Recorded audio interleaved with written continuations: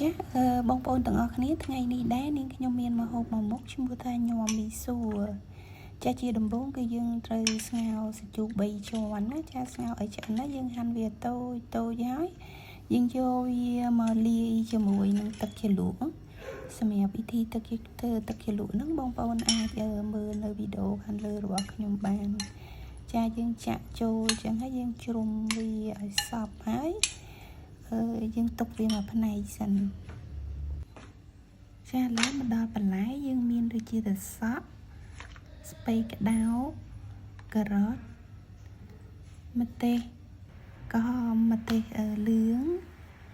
មីសួរយើងស្រុះវាឲ្យហើយយើងច្របល់វាឲ្យបានសព្វហើយ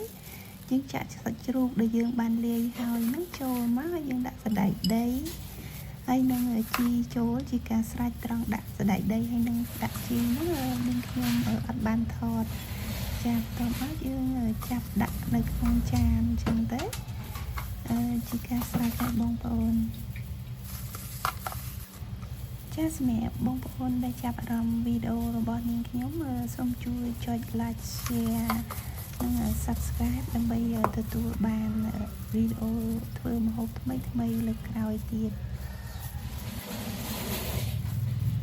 ចាសូមអរគុណបងប្អូនទាំងអស់គ្នាជួបគ្នានៅវីដេអូក្រោយទៀត